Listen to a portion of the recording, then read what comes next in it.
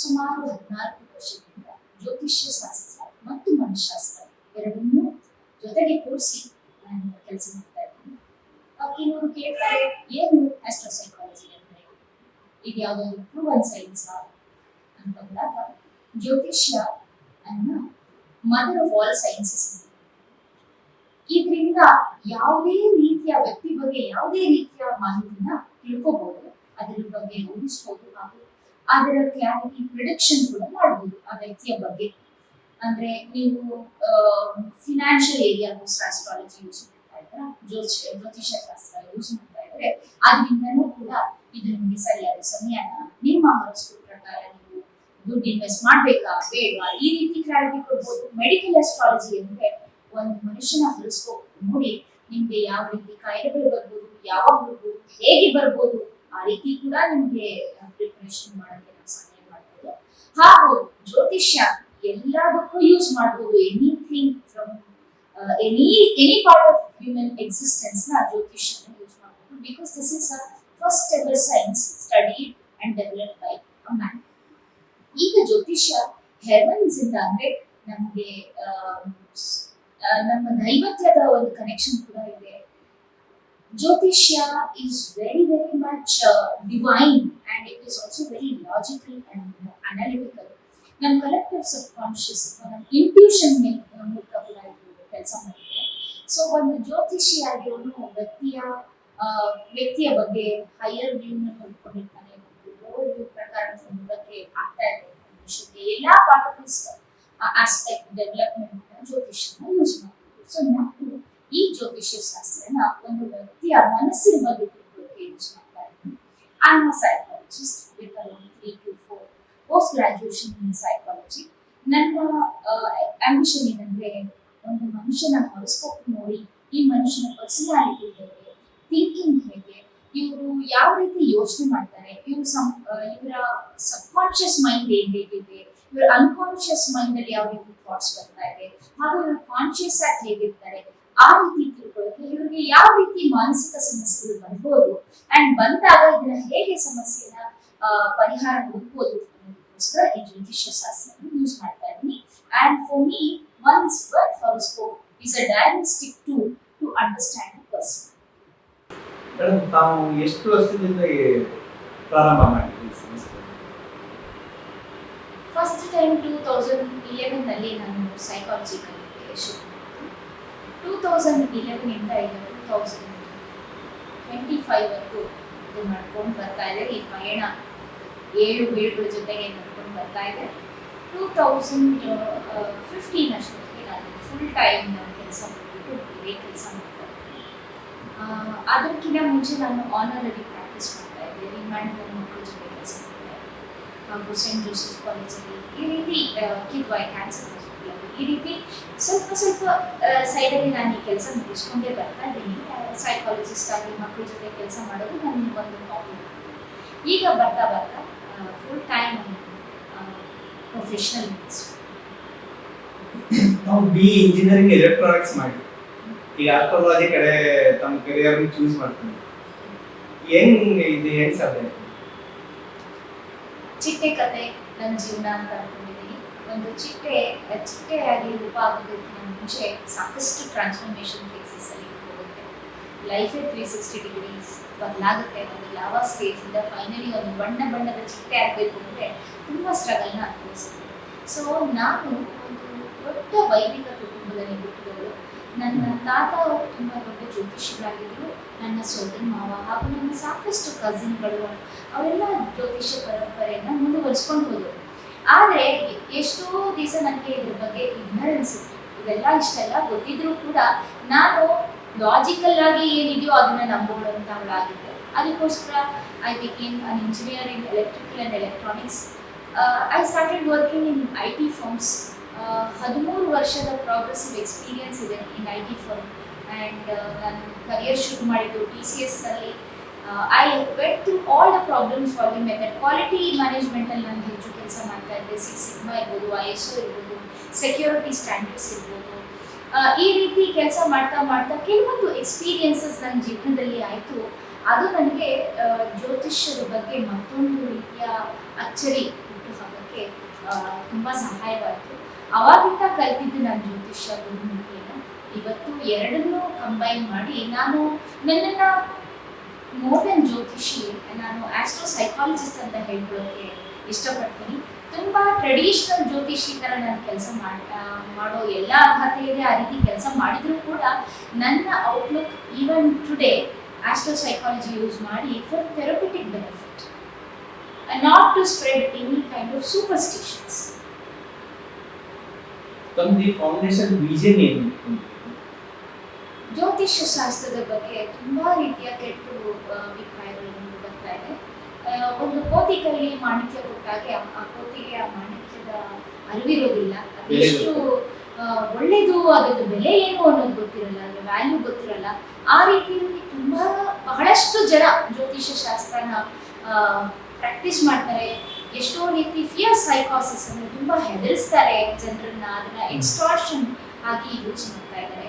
And ಅದರ ಕೆಲವು practices ಪ್ರಾಣಿ ಬಲಿ ಇರ್ಬೋದು, ಅಥವಾ ಕೆಲವು ಪ್ರಾಕ್ಟೀಸಸ್ ವಿಚ್ ರೆಮಿಡಿ ಇದೆ ರೆಕಮೆಂಡ್, ಅದಕ್ಕೂ ಆ ಪರ್ಸನಾಲಿಟಿಗೂ ಅಲ್ಲಿ ಆಗ್ತಿರೋ ಹ್ಯಾಪನಿಂಗಿಗೂ ಸಂಬಂಧನೇ ಇರೋದಿಲ್ಲ. ಈ ರೀತಿ ಮಾಡ್ತಿರೋ ಜನರ ಮಧ್ಯೆ ಜ್ಯೋತಿಷ್ಯ ಒಂದು logical science. It can be proven, very research oriented ಆಗಿ it can be proven and it is still practicing. ಅಂದರೆ ಈಗಲೂ ಅದರದ ಪ್ರಿಡಿಕ್ಷನ್ ಇಸ್ ಅಪ್ಲಿಕಬಲ್. ಹೇಗೆ ನಮ್ಮ ಭಗವದ್ಗೀತೆ ಕೃಷ್ಣ ಅರ್ಜುನನಿಗೆ ಬೋಧಿಸಿದ್ದು, ಇದುವರೆಗೂ ನಮ್ಮ ಎಲ್ಲಾ ಪ್ರಾಬ್ಲಮ್ ಸಾಲ್ವಿಂಗಿಗೆ ನಾವು ಭಗವದ್ಗೀತೆಗೆ ಹೋಗೋದು, ಅದೇ ರೀತಿ ಇವತ್ತಿನ ಈ ಮಾಡರ್ನ್ ಟೈಮಲ್ಲಿ ಕೂಡ ನಿಮಗೆ ಯಾವುದೇ ರೀತಿ ಸಮಸ್ಯೆಗಳಾಗ್ತಿದ್ರು ಕೂಡ ಜ್ಯೋತಿಷ್ಯದ ಮೂಲಕ ನಿಮಗೆ ಸಮಸ್ಯೆಗೆ ಸಮಾಧಾನ ಸಿಗುತ್ತೆ. ಆ್ಯಂಡ್ ಇದು ಎಲ್ಲ ಸೂಪರ್ಸ್ಟಿಷನ್ ಅಲ್ಲ, ಹಿಪೋಕ್ರಸಿ ಅಲ್ಲ. ನಿಮ್ಮ ಬಗ್ಗೆ ನೀವು ತಿಳ್ಕೊಳ್ಬೇಕು ಅಂದರೆ ಖಂಡಿತ ಅವತ್ತು ಜ್ಯೋತಿಷಿ ಹತ್ರ ಹೋಗಿ understand what are you meant for. ನೀವು ಯಾತಕ್ಕೋಸ್ಕರ ಹುಟ್ಟಿದ್ದೀರಾ, ನಿಮ್ಮ ಪರ್ಪಸ್ ಏನು, ನೀವೇನು ಕಲಿಬೇಕು, ನಿಮ್ಮ ಹಿಂದಿನ ಜನ್ಮದ ಕರ್ಮಗಳೇನು, ಮುಂದಿನ ಜನ್ಮದಲ್ಲಿ ಏನು ಅಚೀವ್ ಮಾಡಬೇಕು, ನೀವೇನು ಸಾಧಿಸ್ಬೇಕು ಈ ಜನ್ಮದಲ್ಲಿ ಅಂತ ತಿಳ್ಕೊಳ್ಳೋಕೆ ಏನು ಬಂದೋದ್ರೆ ಜ್ಯೋತಿಷಿ ಹತ್ರ ಹೋದರೆ it can be a very insightful conversation than if you go to astrologer just to get some ಸಮಾಧಾನ ಫಾರ್ ಯುವರ್ ಇಶ್ಯೂಸ್. ಜ್ಯೋತಿಷ್ಯ ಅಂದ್ರೆ ಸಿಂಪಲ್. ನನ್ನ ಪ್ರಕಾರ ಇದೊಂದು ವೈಜ್ಞಾನಿಕವಾದ ಶಾಸ್ತ್ರ, ಸೂಡೋ ಸೈನ್ಸ್ ಅಲ್ಲ, ವೈಜ್ಞಾನಿಕವಾದ ಶಾಸ್ತ್ರ. ಹೇಗೆ ಒಂದು ಡಾಕ್ಟರ್ ಇಂದ ಎರಡನೇ ಡಾಕ್ಟರ್ಗೆ ಸೆಕೆಂಡ್ ಒಪಿನಿಯನ್ ತಗೊಳ್ಳೋದು ಎಷ್ಟು ನಮಗೆ ಕಾಮನ್ ಪ್ರಾಕ್ಟೀಸ್ ಆಗಿದೆ, ಅದೇ ಒಂದು ಜ್ಯೋತಿಷಿ ಯೋಚನೆ ಮಾಡೋ ರೀತಿ ಇನ್ನೊಂದು ಜ್ಯೋತಿಷಿ ಯೋಚನೆ ಮಾಡಲಿಕ್ಕಿಲ್ಲ. ಯಾಕಂದ್ರೆ ಅವ್ರ ಲೆವೆಲ್ ಆಫ್ ಇನ್ಸೈಟ್ಸ್, ಅವ್ರ ಲೆವೆಲ್ ಆಫ್ ಎಕ್ಸ್ಪೀರಿಯನ್ಸ್, ಅವ್ರ level of intuition might vary, ಅದಷ್ಟೇ. ಆದರೆ ಇದು ಮಾತ್ರ ವೆಲ್ ಪ್ರೂವನ್ ಸೈನ್ಸ್. ನೀವು ಎಷ್ಟು ಡೆಪ್ತಲ್ಲಿ ಹೋಗ್ತಿರೋ ನಿಮ್ಗಷ್ಟು ಡೆಪ್ತಲ್ಲಿ ಸೈನ್ಸ್. ಆದರೆ asking the right question to right people is very ಇವತ್ತೆಲ್ಲ ಜ್ಯೋತಿಷ್ಯ ಅಂದ್ರೆ ಮೇಡಮ್ ಎಲ್ಲೋ ಏನೋ ಒಂದು ಹೇಳ್ತಿರ್ತಾರೆ, ಇಲ್ಲ ಅದು ಆಗುತ್ತೆ ಆಗಲ್ಲ, ಏನು ಗೊಂದಲದಲ್ಲಿ ಜನನೂ ಇದ್ದಾರೆ, ಸ್ವತಃ ಜ್ಯೋತಿಷಿಗಳು ಕೆಲವು ಗೊಂದಲದಲ್ಲಿದ್ದಾರೆ, ಏನು ಹೇಳ್ಬೇಕು ಅಂತ ಅಂಥವ್ರಿಗೆ ತಾವು ಏನು ಹೇಳ್ತಾರೆ? ಎದ್ರ ಮೇಲೆ ಹೇಳಿದ್ರೆ ಜ್ಯೋತಿಷ್ ಪರ್ಫೆಕ್ಟ್ ಆಗಿರುತ್ತೆ ಅಂತ ತಮ್ಮ ಅನ್ಸುತ್ತೆ? ಜ್ಯೋತಿಷ್ಯ ಇಸ್ ಅ ಶಾಸ್ತ್ರ. ಇದ್ರೊಳಗೆ ಏನಂದ್ರೆ 50% ಅನಾಲಿಸಿಸ್ ಹೋದ್ರೆ ಇನ್ನು 50% ಇಂಟ್ಯೂಷನ್. ಎರಡು ಗೋ ಹ್ಯಾಂಡ್ ಇನ್ ಹ್ಯಾಂಡ್ ಅನ್ನೋದು ತುಂಬಾ ಮುಖ್ಯವಾದ ವಿಚಾರ ಜ್ಯೋತಿಷ್ಯದಲ್ಲಿ. ಮನುಷ್ಯನ ಜೀವನ ತುಂಬಾ complex.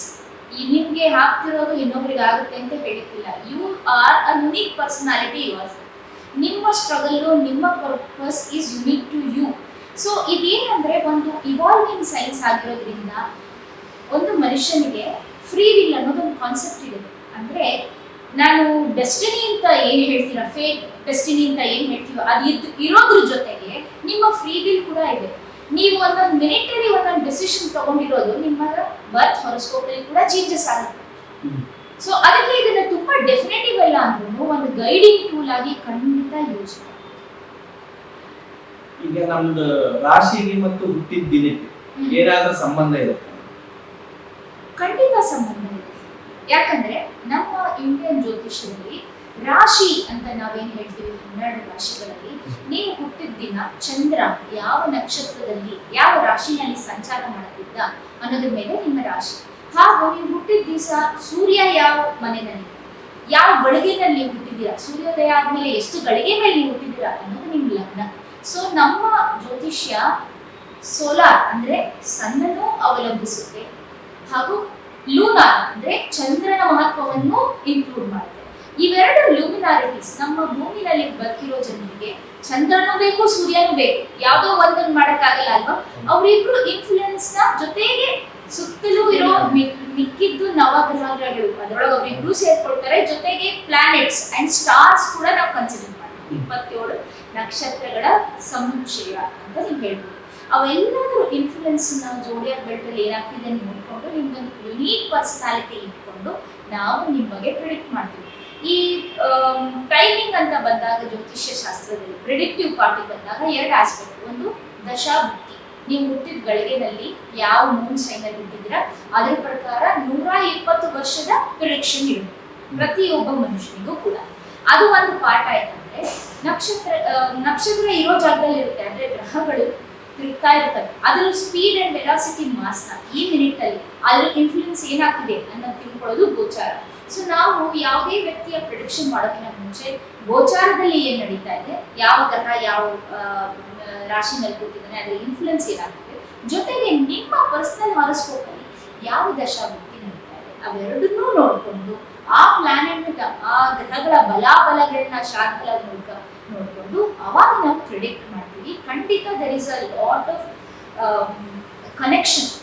V are human beings. ಪ್ರಕೃತಿನಲ್ಲಿ ಏನು ಗಾಳಿ ಮಣ್ಣು ಮಿನರಲ್ ಏನಿದೋ ಅದು ನಮ್ಮ ದೇಹದಲ್ಲೇ ಇದೆ. ನಾವು ಕೊನೆಗೆ ಮಣ್ಣಾದಾಗ ನಾವು ಅದ್ರ ಪಾಠಕ್ಕೆ ಹೋಗ್ತೀವಿ. ನ್ಯಾಚುರಲಿ ನಮ್ಮ ಸುತ್ತಮುತ್ತಲೂ ಏನೇನು ಚೇಂಜಸ್ ಆಗ್ತಿದೆಯೋ ಅದರ ಇನ್ಫ್ಲೂಯೆನ್ಸ್ ನಮ್ಮ ಜೀವನದ ಮೇಲೆ ಆಗಲೇ ಆಗುತ್ತೆ. ಈಗ ತಂದೆ ತಾಯಿ ರಾಶಿ ನಕ್ಷತ್ರ ಆಗಿರ್ಬೋದು, ಅವ್ರ ತಂದೆ ತಾಯಿ ಹುಟ್ಟಿದ ಡೇಟ್ ಪ್ರಕಾರ ಮಗು ಜನ್ಮ ಆದ್ಮೇಲೆ ಅದನ್ನ ಎಷ್ಟರ ಮಟ್ಟಿಗೆ ಮಗುವಿನ ಮೇಲೆ ಪ್ರಭಾವ ಬೀರುತ್ತೆ? ತಂದೆ ತಾಯಿಯ ರಾಶಿ ನಕ್ಷತ್ರ ಮಗುವ ಮೇಲೆ ತುಂಬಾ ಗಾಢವಾದ ಪರಿಮಾಣ ನಾನು ನೋಡಿರೋ ಪ್ರಕಾರ ಬೀಳ್ತಾ ಇಲ್ಲ. ಆದ್ರೆ ಬೀಳ್ತಾ ಇಲ್ಲ. ಯಾಕೆ ಬೀಳುತ್ತೆ? ಈ ಮಗು ಹುಟ್ಟಿದ ಮಗು ಅದಕ್ಕೆ ಒಂದು ಐಡೆಂಟಿಟಿ, ಅದರದೇ ಒಂದು ಕರ್ಮ, ಅದರದೇ ಒಂದು ಲೈಫ್ ಲೆಸನ್ಸ್ ಇಂದ ಹುಟ್ಟಿದೆ. ನೀವು ಒಂದು ಕುಟುಂಬದಲ್ಲಿ ಹುಟ್ಟಬೇಕು ಅಂದ್ರೆ ಒಂದು ಕನೆಕ್ಷನ್ ಇರಬೇಕು, ಅದಕ್ಕೋಸ್ಕರ ನೀವು ಅಲ್ಲಿ ಹುಟ್ಟಿದ್ದೀರಾ. ಆದ್ರೆ ನೀವು ನಿಮ್ಮ ತಂದೆ ತಾಯಿ ತರನೇ ಆಗ್ತೀರಾ ಅನ್ನೋ ಯಾವ ಅಶ್ಯೂರೆನ್ಸು ಇಲ್ಲ ಅಲ್ವಾ. ಆದ್ರೆ ನಿಮ್ಮ ತಂದೆ ತಾಯಿದು ನಿಮ್ದು 3 ಜನದ್ದು ಒಂದೇ ನಕ್ಷತ್ರ ಆಯ್ತು ಅಂದಾಗ ನಾವು ನಕ್ಷತ್ರ ಶಾಂತಿಗಳನ್ನ ಸಜೆಸ್ಟ್ ಮಾಡೋದು ಉಂಟು. 3 ಜನ ಅಥವಾ 3 ತಲೆಗಳು ಒಂದೇ ನಕ್ಷತ್ರದಲ್ಲಿ ಆದಾಗ ತುಂಬಾ ಕ್ಲಾಶಸ್ ಆಗುತ್ತೆ. ಬಿಹೇವಿಯರ್ಸ್ ಏನ್ ಇರ್ಬೋದು ಅಥವಾ ಕ್ಲಾಶಸ್ ತುಂಬಾ ಆಗ್ಬೋದು.